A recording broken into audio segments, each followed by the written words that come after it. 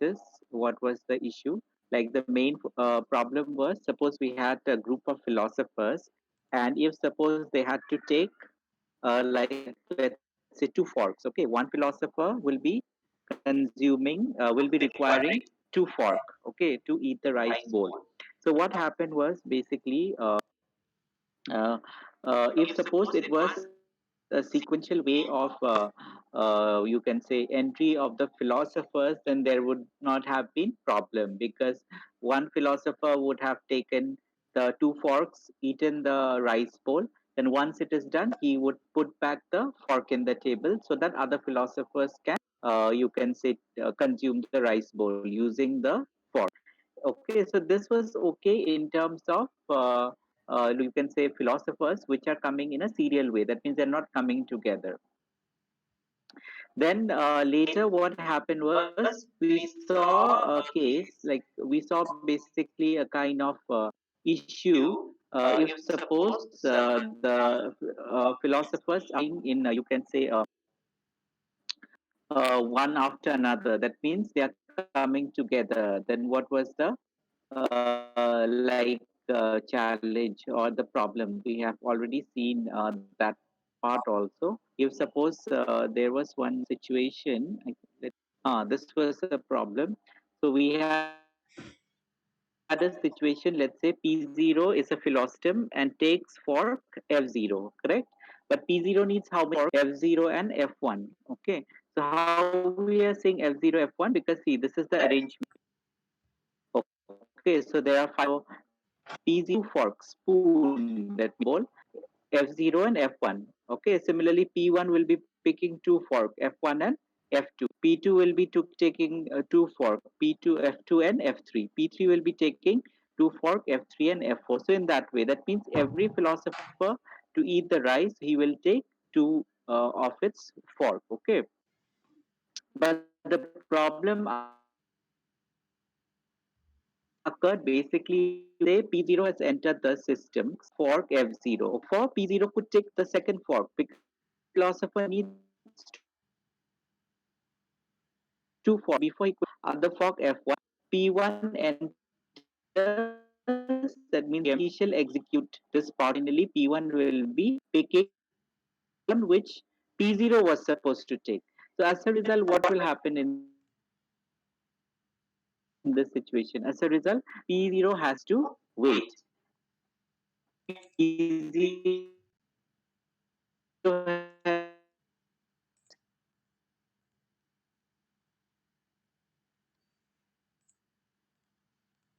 P0 will get fork F1 only when P1 is done and releases the fork F1. Okay. So from here we can say that two philosophers are entering at the same time. Then there can be a possibility of race condition, because both the philosophers P0 and P1, they will be waiting for whom? They one is you basically holding the fork, and the other one is you can say using the fork, isn't it? So it's a kind of a hold and wait condition. Basically you can say that there is a case of race condition. Now how we can eliminate such kind of problem? We have already said yesterday that we can overcome this problem using binary semaphore. Okay, so semaphore, we know what is the use of semaphore. So initially the values of semaphore are initialized to 1. Okay, so the same piece of code, like here we have these philosophers and we have the fork, and this is the rice bowl. So what we have done is we have written a code in C. So we are saying that suppose we have a function called philosopher, and this is a while loop which is true for all situations. It's an ideal case. Then what will happen? Then what we have done is, in this two highlighted codes, in this two wait, take si, take for sin, what we have done, basically we have uh, uh, implemented the code which will basically help the philosophers in picking the fork, okay, in the dining table. So for first fork, take fork si. So what will happen the moment if this happens? So we have already seen that p0 p0 will be picking two fork. P0 will be to keep taking two forks, F0 and F1. Now for every fork we have a semaphore. Let's say for fork F0 we have semaphore S0. For fork F1 we have semaphore S1. Okay, so in this situation what will happen? If suppose the value of semaphore here, let's say if the value of semaphore here, if the value of semaphore here is 0, okay, and the value of another fork S1 is also 0, so what will this indicate? This means that these fork, that means which fork? F0 and F1 are being taken by whom? By P0. Okay. So in this case, I am saying, once again, I'm saying that for every fork, there will be a semaphore. So for F1, we have semaphore S1, and for F0, we have semaphore. Which semaphore do we have?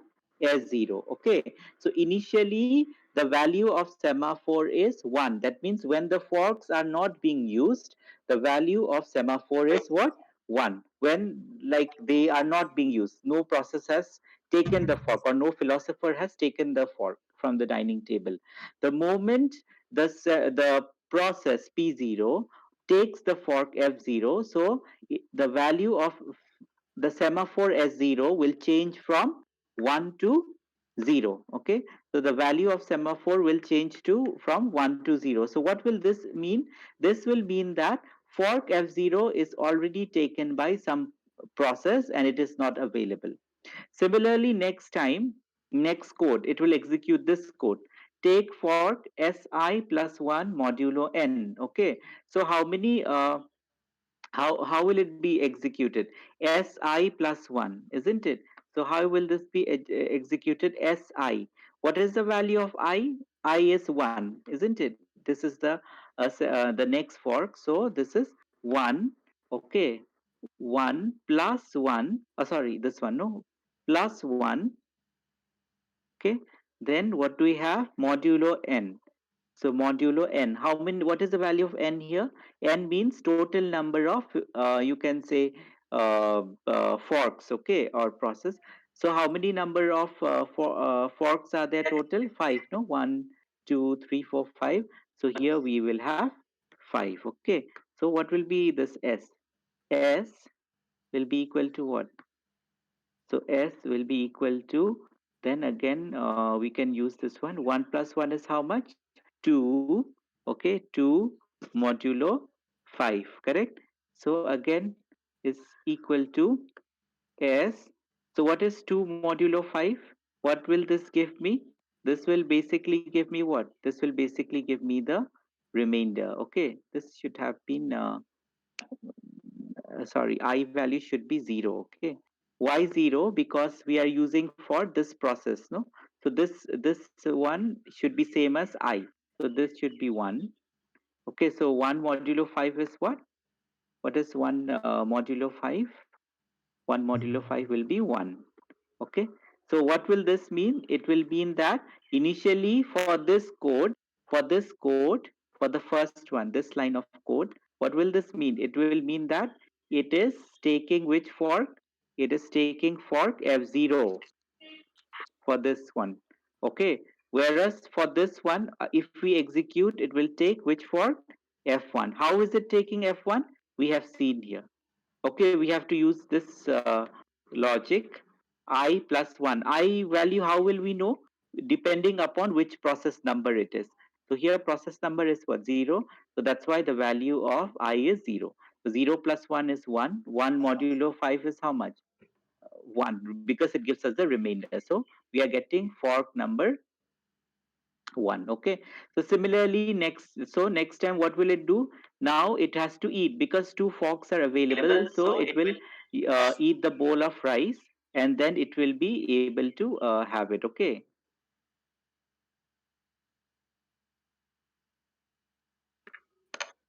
it's 0 plus 1.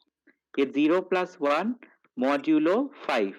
So what will be this? 0 plus 1 will be how much? 1 modulo 5. So what is 1 modulo 5? What is, if I divide 1 with 5, how much will I get? 5 zeros are 0. So 1 minus 0 is how much? 1. Okay. how this zero is coming? Basically from the process number. Like, what is the process number here? Zero, isn't it? So that's why in place of I we have to put zero wherever I is appearing. For the first case, directly is take for fork S0. That means directly I can use this fork because there is no calculation. For the second one, how will I take this fork? Which logic will it be helpful? So that logic I have used here. I plus 1. I is what? The process number. What is the process number here?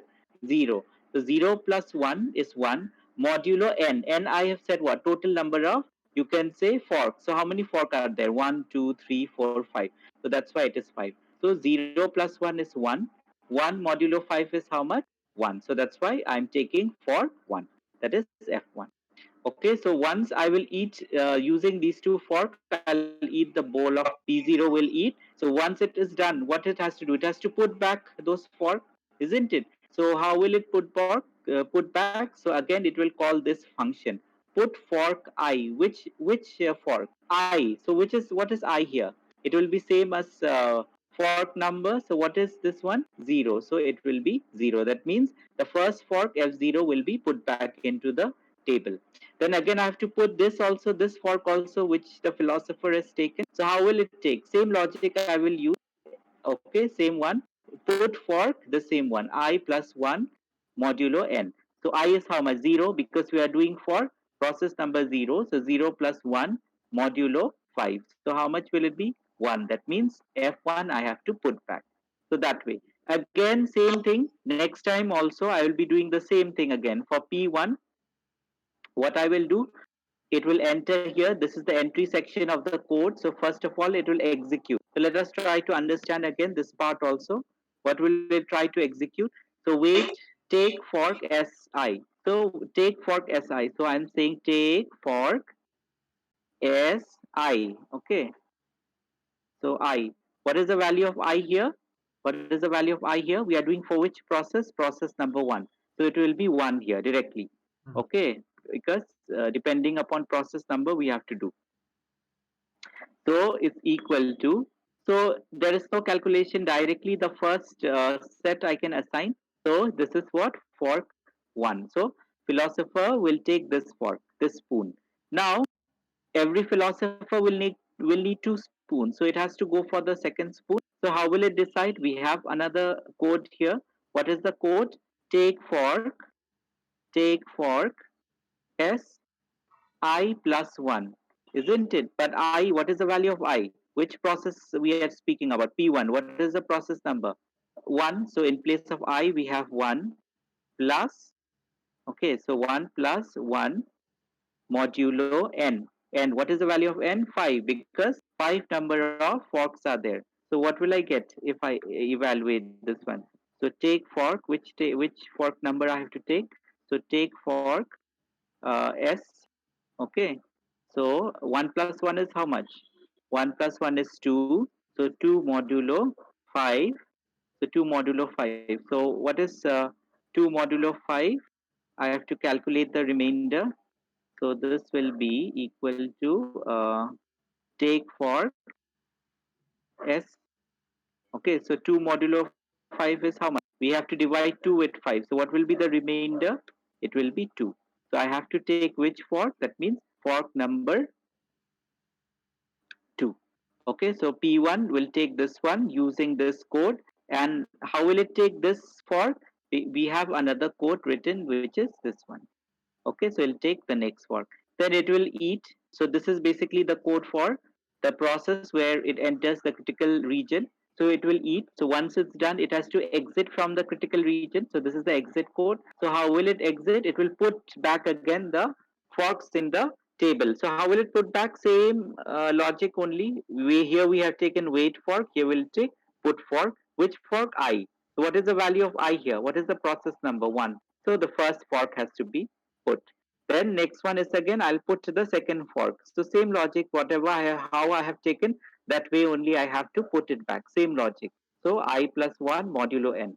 What is I? I is 1. 1 plus 1 is 2 modulo 5. So again the second fork also I have to put. So in this way what I will be doing is using the semaphores, basically I will be avoiding any kind of, you can say, issue. Like for example, the race condition that we had seen in the second case. Okay, so using the semaphore, basically, I will be eliminating such kind of situations. Okay, then I guess we spoke about the third case. Okay, same thing only, but in detail, like I have given the notes. Okay, then case three is a situation basically when there will be a deadlock. Okay, that means all the processes will be blocked in executing the code. Okay, so how will it do? So let us read. So we say that, let's say P0 comes first and execute this part of the code. Take fork SI. Okay, so here, where is the code? Let's say P0 comes and it executes this part of the code. Okay, take fork SI. Okay, so the moment it executes this code, this line of code, what will happen? It this The semaphore associated with P0 will be set to 0. Okay, so the semaphore associated with F0 will be set to 0. Then what will happen? Let's say in another situation, let's say after the process executes that part of the code, once it has executed this code, let's say there was some preemption. That means there was a switching. That means this process had to stop. Okay, P0 had to stop. It could not finish the other lines of code. It had to stop midway only. So once it stops midway, let's say another process has come. Let's say P1 enters. So when P1 enters, what will P1 do? P1 will execute again this part of the code. That means all the process, whoever comes, let's say P0 came, it took this fork. Okay, it executed this code. So P0 executed this code. So which P0? P0 will get which fork? It will get F0 fork. Okay. Then P0 could he go here. That means before this process could execute the second line of code, there was some preemption. That means it stopped. There was a suspension for some time, and then another process came, P1. Okay, that suspension can be for any reason: hardware, software interrupt. It may be maybe some other higher priority process came. So what will happen now when P1 comes? When P1 comes again, this line is executed. Okay, because for every process this entire code has to run. It has to run this part of the code. So once it runs this part of the code, what will happen? It will take this fork. So s1 will value will be, what will be the value of s1 in this case? It will change from 1 to 0. So what will this mean? It will mean that the fork f1, the fork f1, now it is not available. It has been given to some process. Okay, then again, before like it could execute this line of code, again some preemption took place and another process came. So which process came? P2 came. So when P2 came, again same situation, it will execute this part of the code, and F2 will be given to P2, and the semaphore value of F2 for here, the semaphore value will be equal to 0. Okay, so the semaphore value is equal to 0. So same situation again, it F2 should have gone to the second line, right, to get another fork, but it could not go. Again, what happened? Another process came, so it could not execute the other code. So in this way, this semaphore also will be set, because P3 will get this spoon and S3 will be equal to 0. Okay, now in all these situations, what has happened? Each of the philosopher or the process will have only one spoon only. Why? Because every time when this philosopher, let's say, wants to take another, the second spoon or the second fork, there is a preemption, and because of that preemption, another process is brought. That another process takes the spoon which the previous process wanted it, so that process has to wait. And when that spoon is given to the new process, the semaphore value is changed. So this change semaphore value, that means semaphore equals to 0, what message will it send to the processes? It will be saying that, okay, like this fork is not available, you have to wait. So for each of the process, they will be having only one spoon only. But actually, how many spoon do they need? for having the rice bowl. 2 spoon, but each of the process will be able to use, like will be able to take only 1 spoon. So hence what will happen, this will be a case of deadlock. Okay, first thing is that we have to remember, let us summarize. First thing is, when suppose any process enters, whenever any process enters, let's say from P0, P1, P2, everything is fine till this code, till here it is okay. This also it will execute. But the moment it enters here, there is always a preemption. That means there is a suspension of the current process and some other process comes in the picture. Now, for the first case, let's say if suppose any fork or any spoon is given to the process or to the philosopher, then the semaphore value is set. So let's say F0 is assigned to P0. So immediately the semaphore value of F0 is changed from 1 to 0 because this is given to somewhere else. Okay. Then P0 should have got another spoon as well for having the rice bowl, F1. But before it could take this one, then P1 will come into the scene, it will come into the picture, and what will happen? This will be blocked. There will be a suspension. So P1 will be taking this spoon. So the moment it takes this spoon or the fork, its semaphore value will be changed from 1 to 0. Then P1 will try to take this fork. That is which fork? Which fork will it try to take? F2. But will it be able to take? No, because before it could take the second fork, before it could execute this line is for taking the second fork of any process. So there is a suspension and another process comes into the picture. Then again, same thing, it will take this fork. So when it takes this fork, its semaphore value is set from 1 to 0. Then it will proceed to take the next fork. Okay, but before it could take the next fork, again there is a suspension.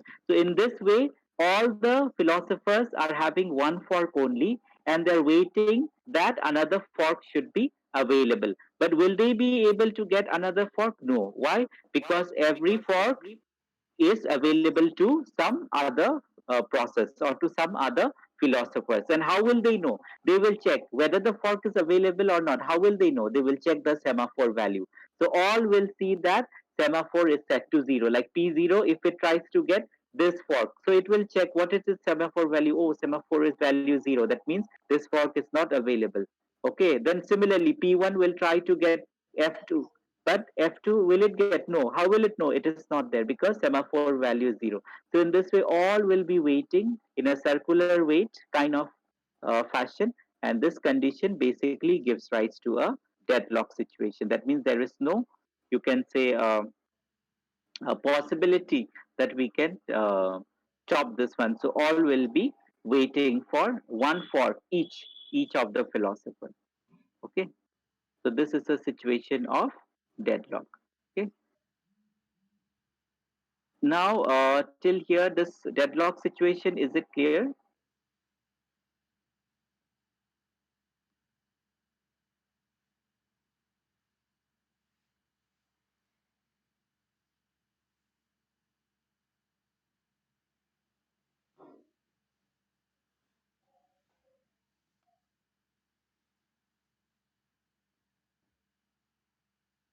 Okay,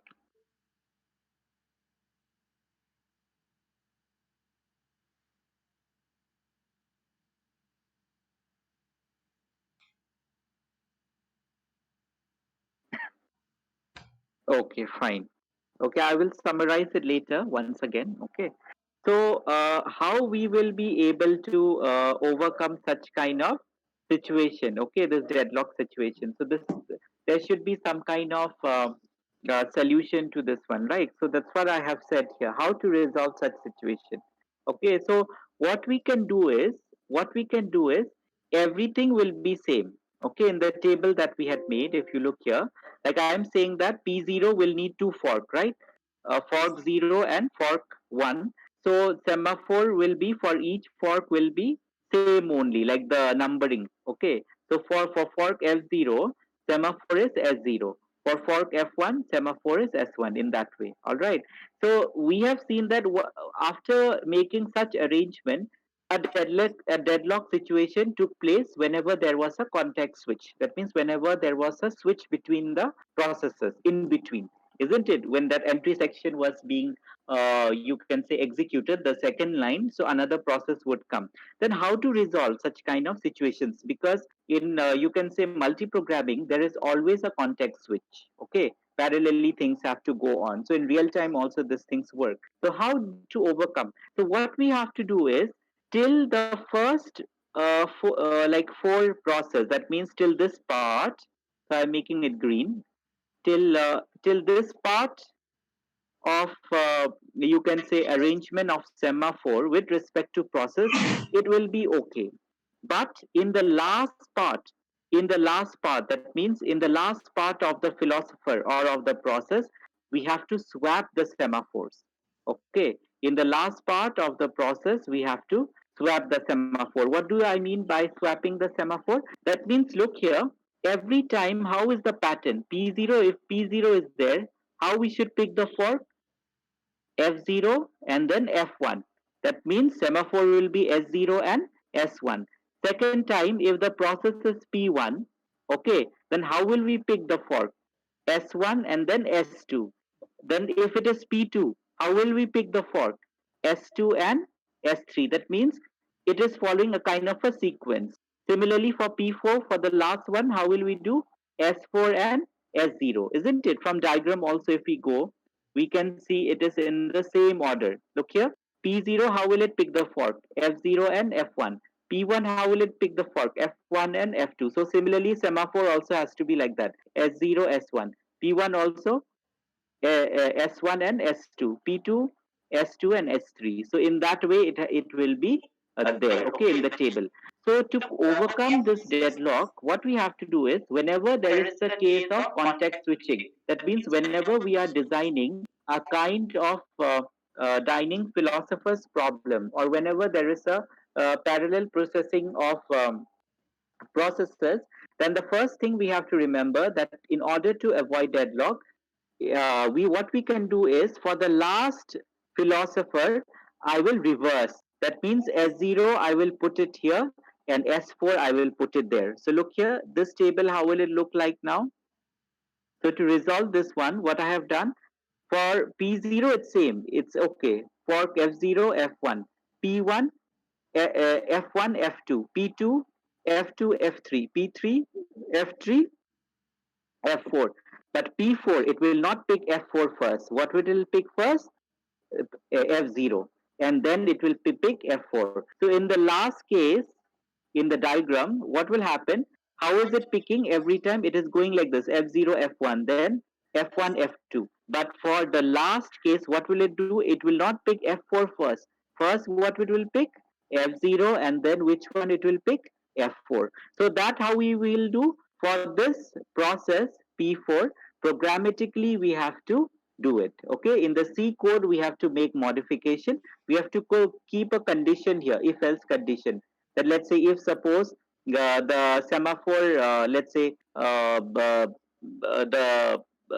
semaphore value is, let's say, S0, okay, then we can execute this code of thing. Else, if suppose we reach the end of the philosopher, okay, then we will be like reversing the order. That means this line will come first, and then the next line will be this, for reversing of picking the fork. Okay, so that we will be doing, that will be done programmatically. Okay, so let us try to understand the working of this table. Okay, so how will it work? So let us see, this is the revised table. Okay, after interchanging, so it was actually S0, S4, so we have swapped. S4 has been swapped with whom? S1, S0. Okay, I will tell you why. That is because to avoid the deadlock, okay, because initially we were seeing that there was, all of them were waiting in a circular wait fashion, isn't it? So that, to break that, basically, we, for the last part of the philosopher, will choose the fork in a reverse way. Okay, so we will see how it happens.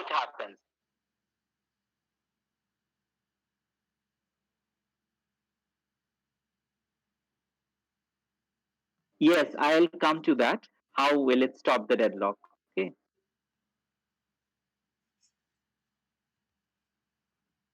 Okay, so let us go. Okay, so let us see how it stops the deadlock. Very good question. Now look here. Every time when that code is executed, okay, every time when that code is executed, let's say this one. So proceeding the preemption in the similar way. So let us see. Let me write that code because I have to go up again and again, isn't it? So let me write this code.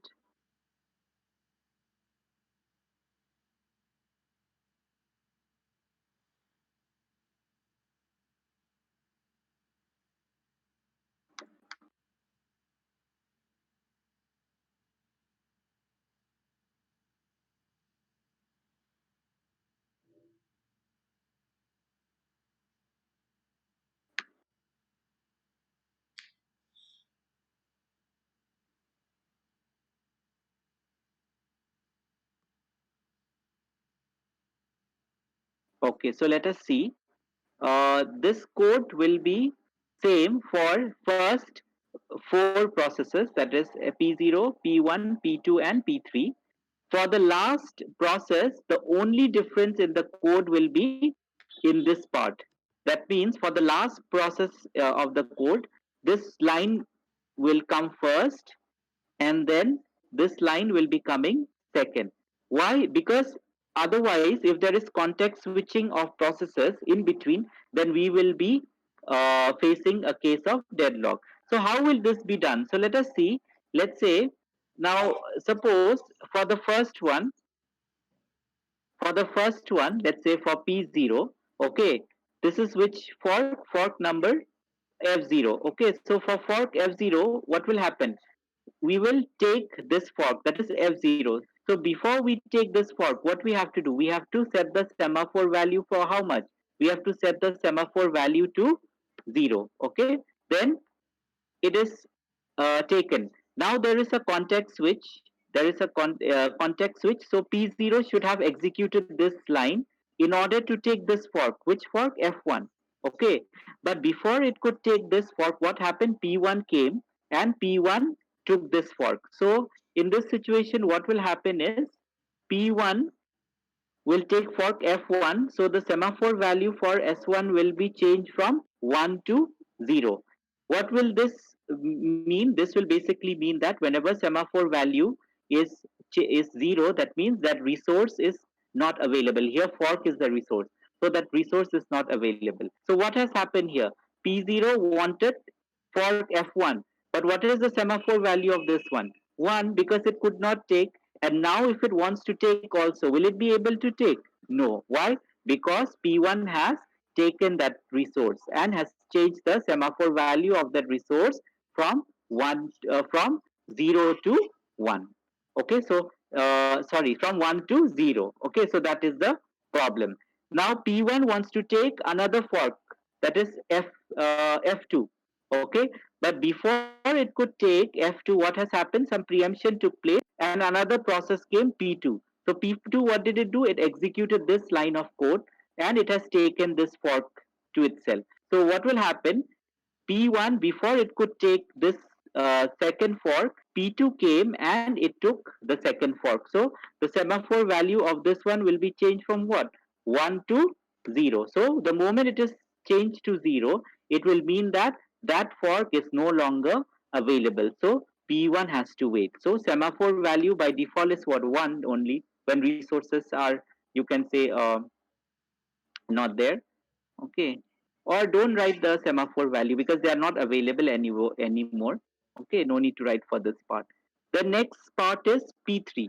Okay, next part is P3. So same for P3 also, it will take the first fork, so it will change the semaphore value to 0. Okay, and before it could take S4, what has happened? P4 came, the last philosopher came. But what will happen in this case is, since there will be a change in the code of execution, okay, there will be a kind of a if else statement which will say that if suppose we have reached the end of the process, then for the last process, the picking of the fork will be reversed. That means we will not go accordingly, we will not pick S4 for the last process. What we will pick is, how will we pick? We will not pick S4. What we will do is, we will first pick S0 and then we will go for S4. Okay, we will pick S0 and then we will go for S4. So in this case, if S0 is picked, so what will happen if we pick S0? Hmm, 1 second, huh? So, okay.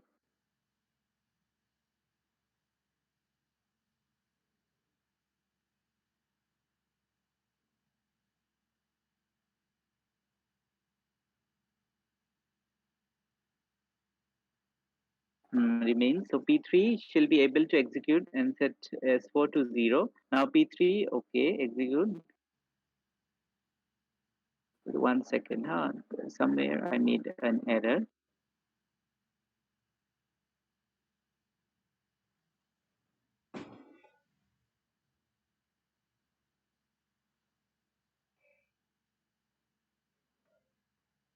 Okay, yes, I got the point.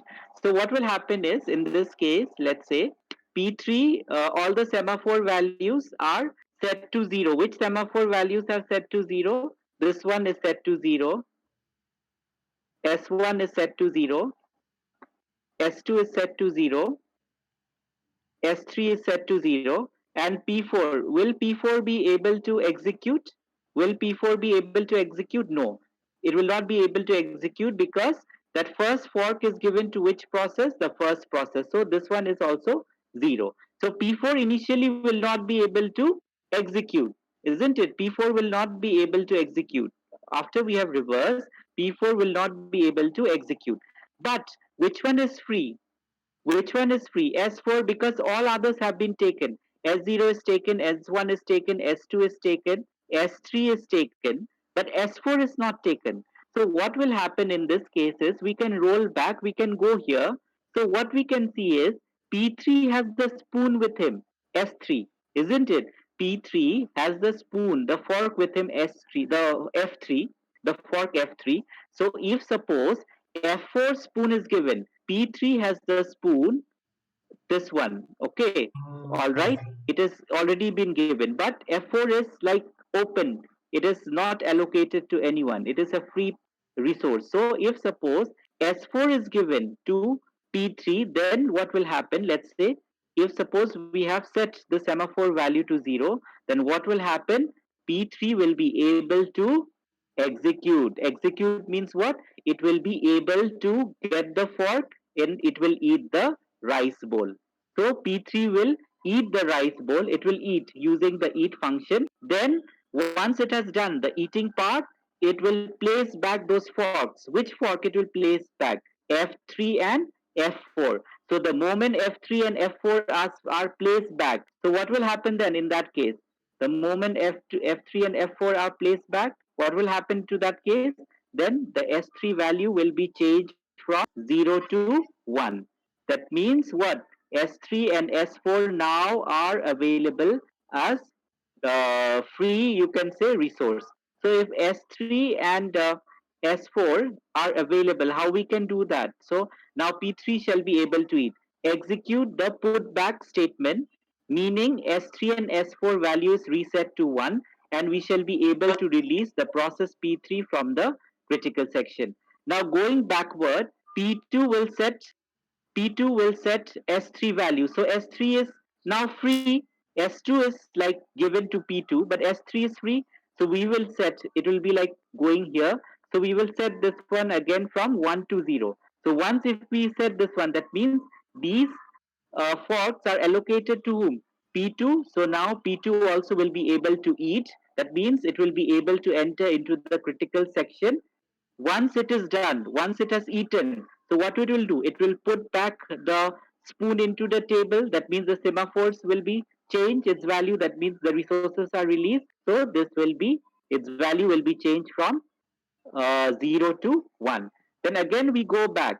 When we go back here, we see that S1 is already given to P1, but S2 is free, so this also can be given. So how will we give? We will change the semaphore value of that spoon from 1 to 0. So the moment we do this, then what will happen?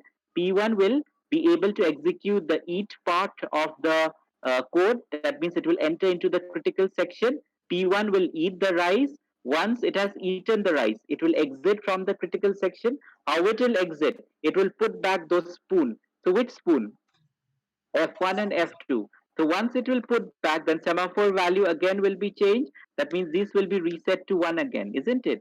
So these will be free. Then it will come back here. So once it comes back here, it will see that the spoon is already given to P0, the first spoon. And it will check whether this spoon is available or not. Yes, it is available because the semaphore is free. The semaphore is like changed from 0 to 1 already before.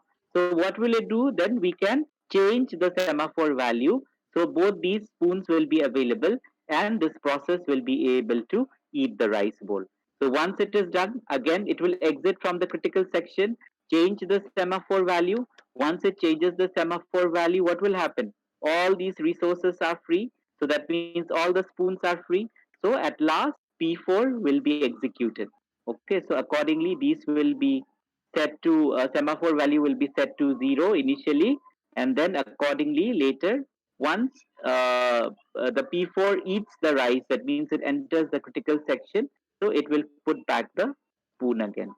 So the only, you can say, way of eliminating deadlock using semaphore in this case, that means it will break the deadlock, is by reversing the semaphore at the end. That means for the last process, we have to change some coding.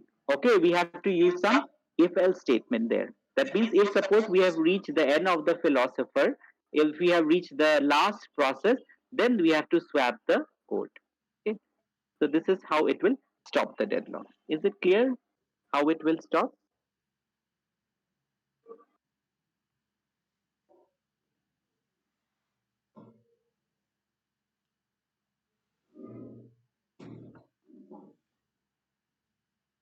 Was it too technical?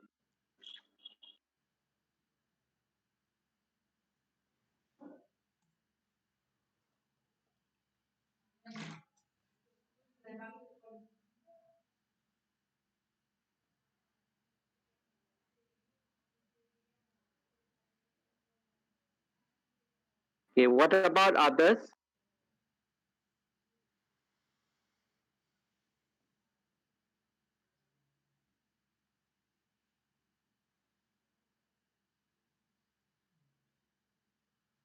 Okay, anyways, like I have made the notes very simple. Okay, I have not given book notes, so I have made in my own words. The way I'm explaining, same way, so that no one have any issues. Okay, okay. So we will proceed to the next problem. This is also a very popular problem called the producer consumer problem or bounded buffer problem. Okay. Sir, sir. Yes. Oh, Yes. Yes. from Tell me. the Diners philosopher, what type of questions will be asked in the exam? In the dining philosophers, no? Yes, sir. So basically they might ask you to explain the dining philosopher's problem. So what I have done is I have explained the dining philosopher's problem using three situations. Like one situation is, let's say, when the processors or the philosophers are coming in serial order. One case is when suppose we have the probability of having a race condition, and one case is basically when we are having a case of a deadlock. So if they ask you explain the concept of dining philosopher's problem, then you can write it down the way I have written and solutions. And if they ask like let's say explain the concept of dining philosopher's problem,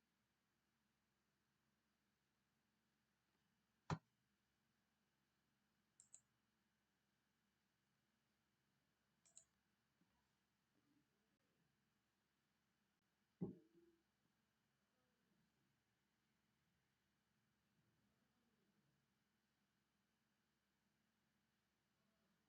the way I have written and solutions. So this is how it will stop the deadlock. Okay, so this is the way to Sir, your voice is not coming.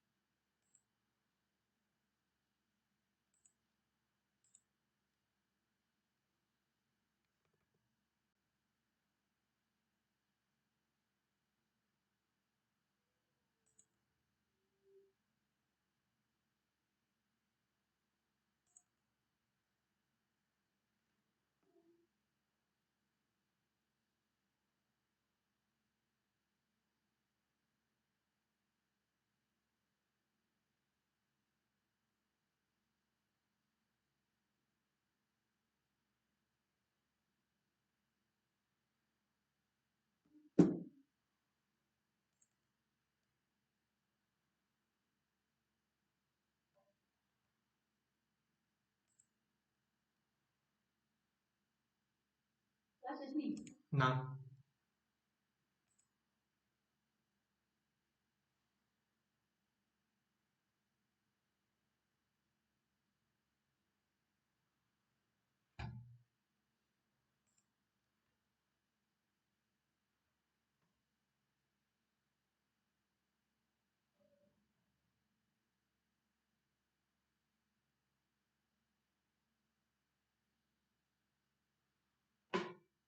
Connect.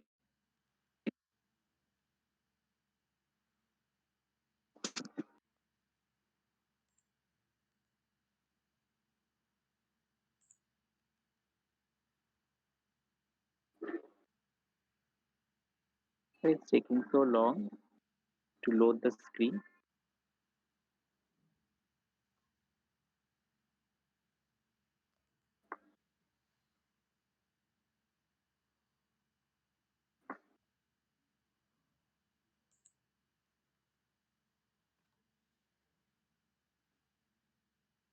Is the screen coming?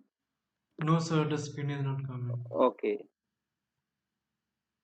Okay. Just there may be some bug they have said. Yes,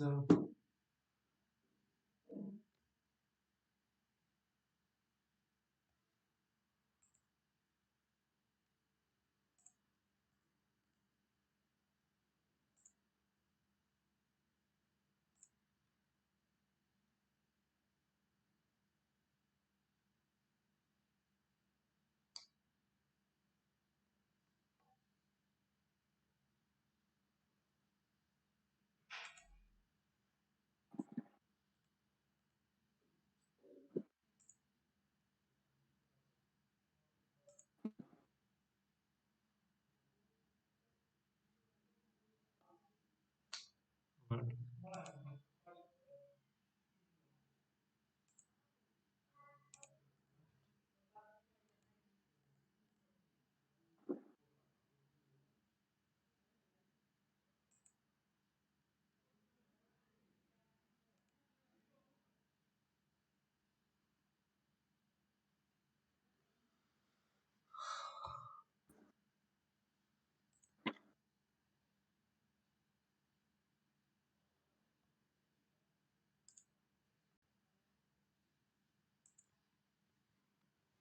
sir, maybe your internet is slow. Like that could be the reason. Okay. Is it coming now? Let me. Is Uh, it coming now? sir, No, sir, it's not.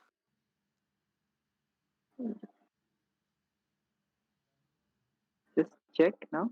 yes, sir. Now it's coming for me. Yes, sir, it's coming now. Okay.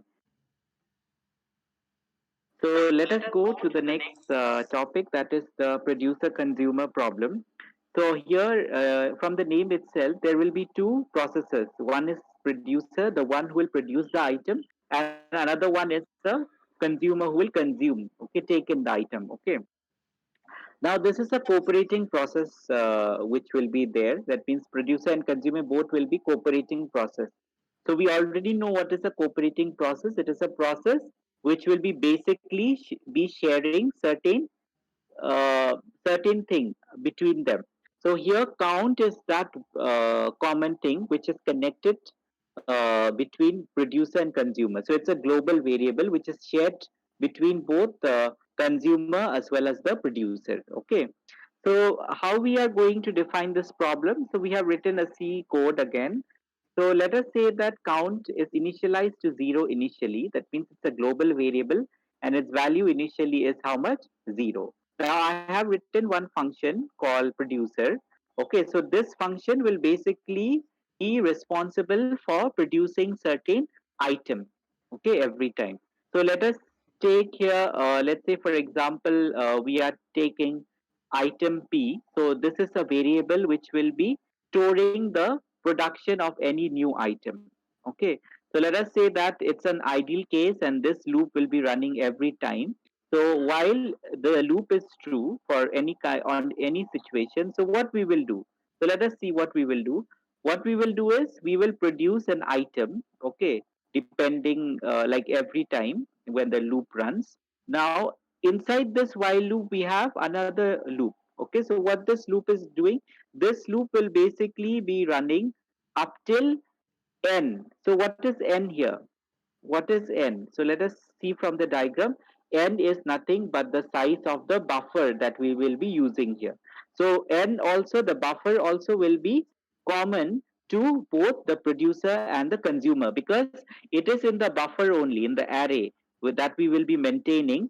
The producer will be storing the item, and from the other side the consumer will be consuming the item or taking the item. Okay, so while count value is equal to the size of the buffer. So here n is equal to how much? 8, because with the maximum size that we have allocated to the array is how much? 8. Then we will execute certain code. So what code we will execute? We'll execute this code. Buffer in is equal to item p. That means whatever item we have produced, we will store into the buffer memory. Okay, now initially in will be starting from like 0. Okay, so initially that part I have forgotten to highlight here. So in also, it's a local variable whose value will basically start from 0. Okay, and it will be incremented. So let's say buffer 0. So when I say buffer 0, let's say for example, when I say buffer 0, let's say here I have done buffer 0, and the item that was there was x, so x is stored here.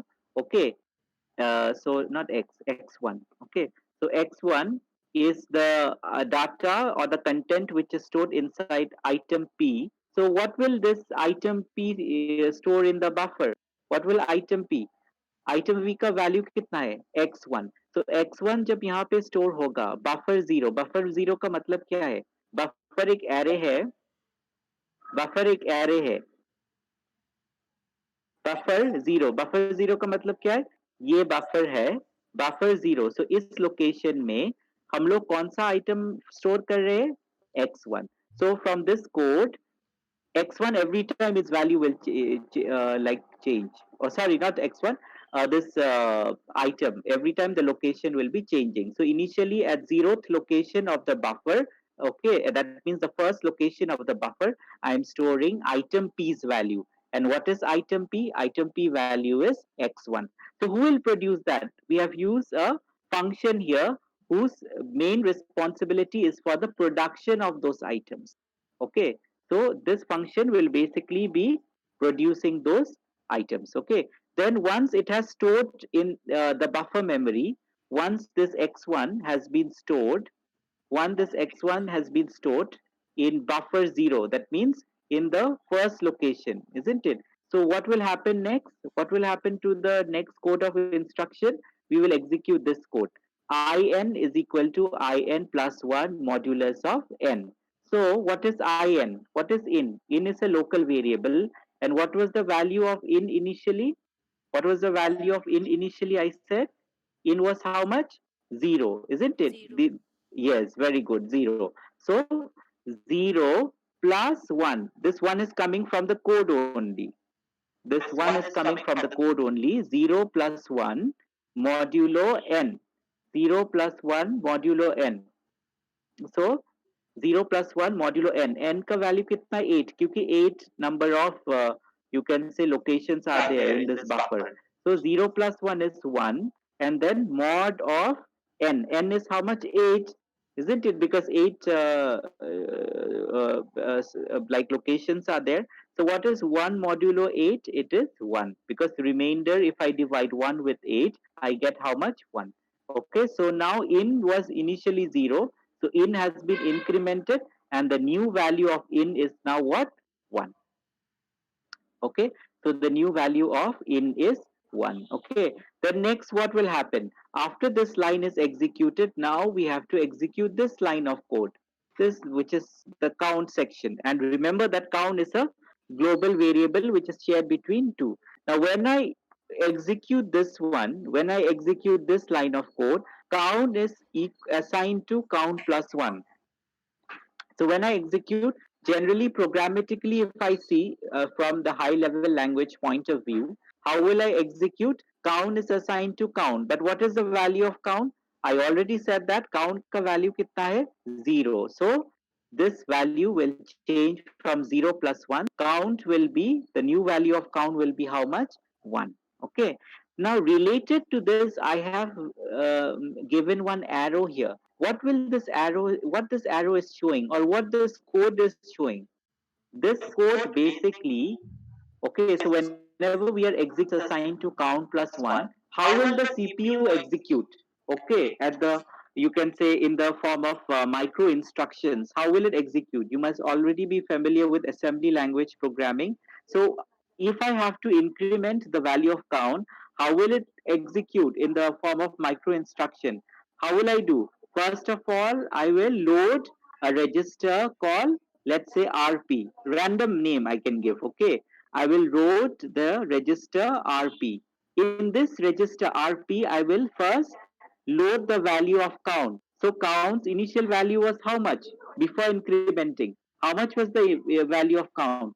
Zero. 0. So 0 will be loaded in RP. Okay, so count's value will be loaded in RP. That is the first meaning of this code. Then the next code of the language instruction is what? Increment RP. That means whatever is the value of RP, I have to increment. So increment RP means what? Value of register inside will increment from 0 to 1. So RP का value change हो गया. 0 से it has incremented to 1. Then value, this value of RP, how much is RP now? 1. So that 1 now has to be stored again in the count variable. So store the value of RP. What is RP now? 1. So 1 we have to store in count. So this is how this micro level instruction will be working for just one statement. Why we are doing this? There is a reason. We'll come to know later. Okay, that's why I have written. So the producer part is done. So let me summarize once again what we have done.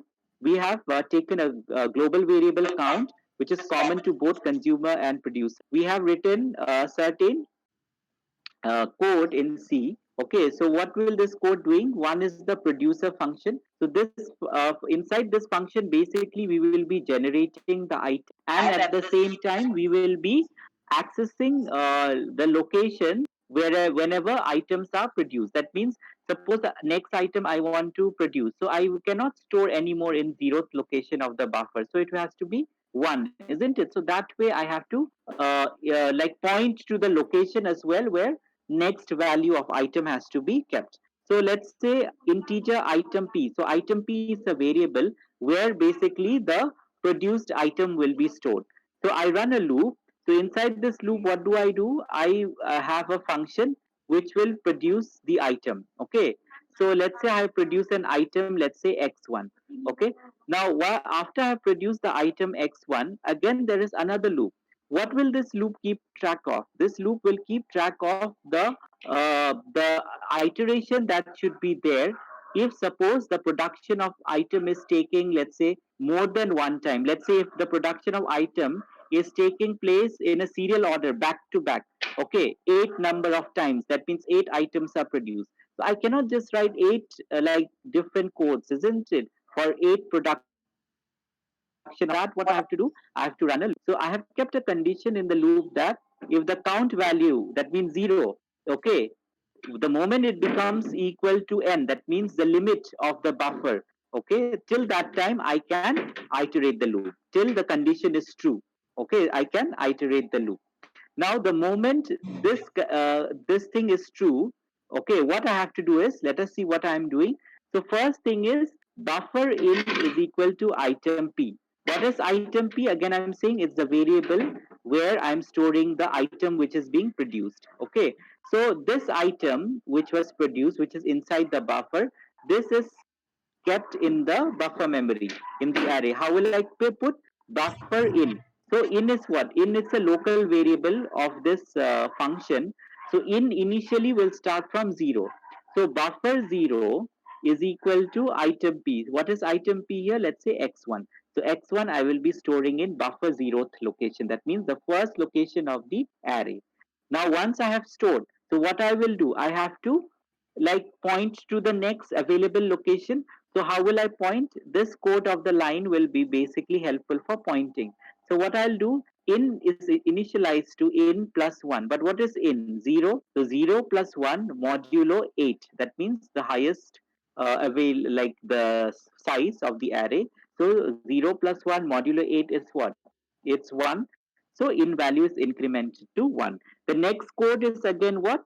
The count. So initially the global variable was what? 0. So now count also has to be incremented. That means one time we have done the storage, so count also has to be incremented. So we will be using this. And corresponding to this, we have this micro instruction. Now, after it has done this part, now let us see the consumer's role. What will the consumer do in the other side? Okay. So from the consumer point, consumer, when it wants to consume the item, it shall use the same buffer as used by the producer. So wherever the producer is storing, the consumer will basically consume the item from that buffer memory only, because both are cooperating processes, they are sharing the same buffer. Okay. So how will it work? So let us see. So this is a case of like synchronization. So let us see the consumer code. So in the consumer code, we have the consumer function. We have the item which will be taken from the buffer and will be uh, stored inside item C. Okay, so this is again a condition where we are saying that we will keep on consuming the item until and unless the count value is equal is not equal to 0. We will keep on consuming until the count value is not equal to 0. So what we will do, again we have a local variable here, out. Like here, what was the local variable? In. So here we are having the local variable out. Okay. So initially, let us say the out value, what was the out value from the consumer side? So let us say the out value also initially was how much? 0. Okay, so this will keep track whatever item we are inserting or removing from buffer, it should always be referenced from the 0th position of the buffer. Okay, so it is 0. So if I execute this code, so what will I get? Okay, so buffer 0. So buffer 0, which item is there? I've already stored. Which item is there?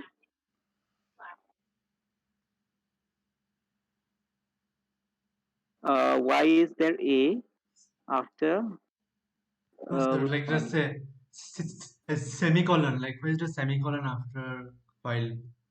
Okay. That is for the, I think while typing I Oh, okay, made sir, an okay. error. Okay. Please excuse that one.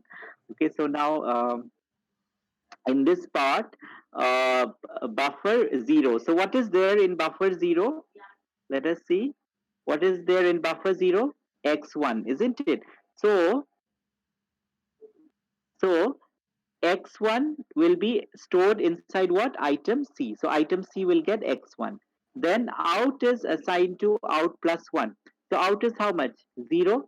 So 0 plus 1 mod n. So what will this result me? 0 plus 1 mod n means I will be pointing to the next location. So 0 plus 1 is how much?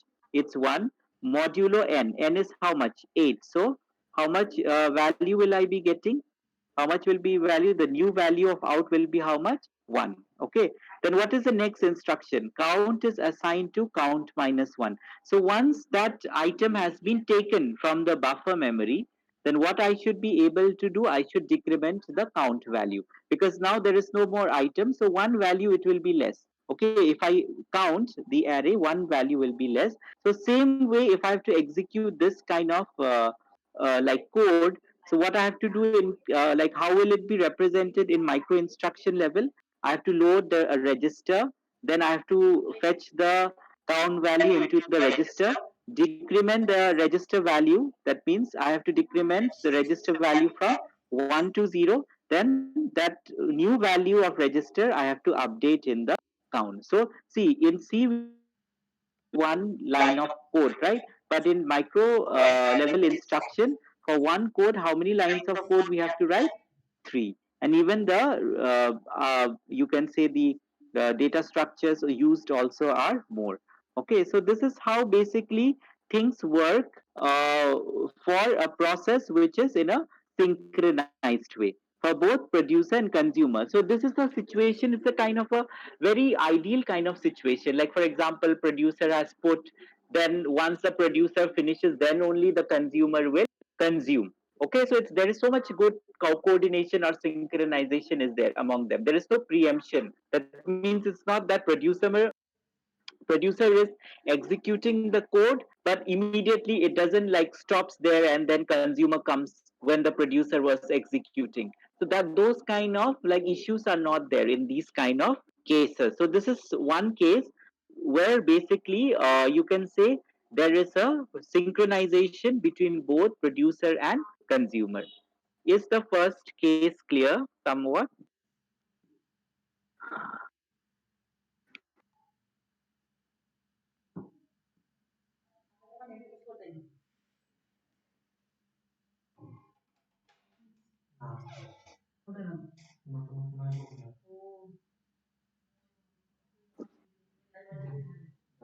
Others also please reply, because that way only I can go to the I mean to say I can finish it up. No?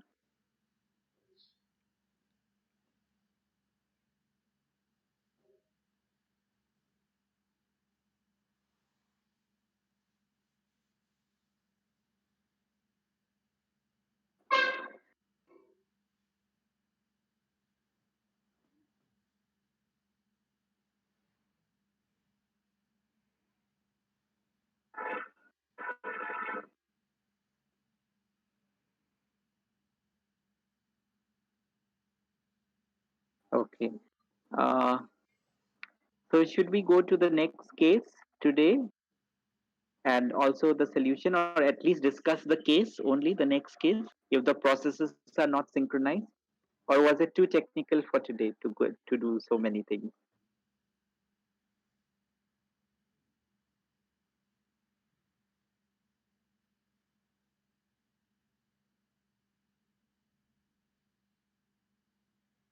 Arbas, say you can also type.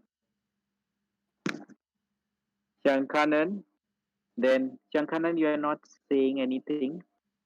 Teeth also, I want your feedback as well. Biswajit, where are you, Biswajit? Bhagyashri, Ishita's typing.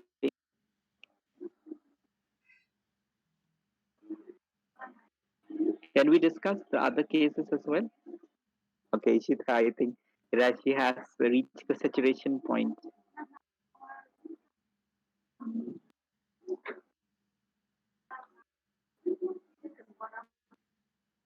So, Bhagyashri, what do you suggest? Was it too technical to discuss other things, or you are okay? We can go ahead. You say one thing, yes, sir. Like I'm not understanding.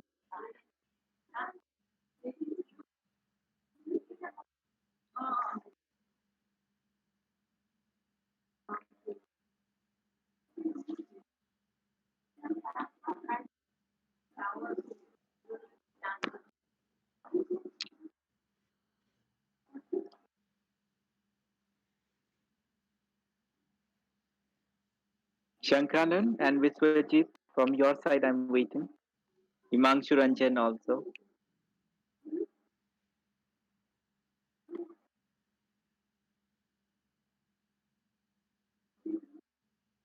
Okay, Mehboob is saying okay.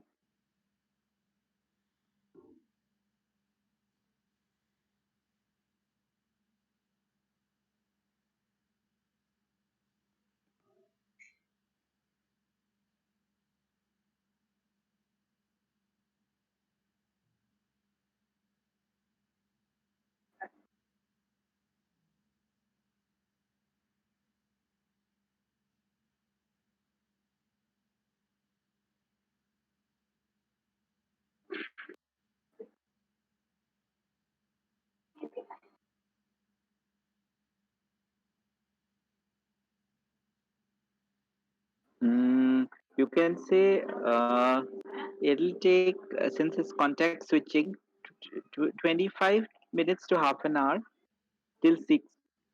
Will it be okay?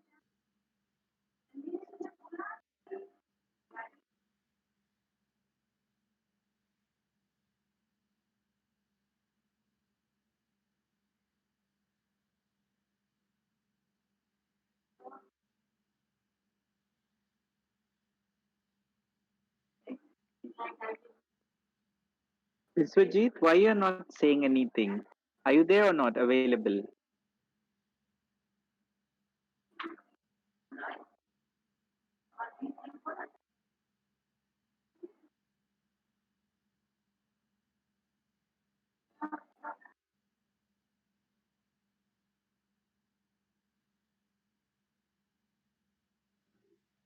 Okay, then. So I think you go through whatever I've said, especially the producer consumer problem, today's one, because today's basics I'll be using in the problem.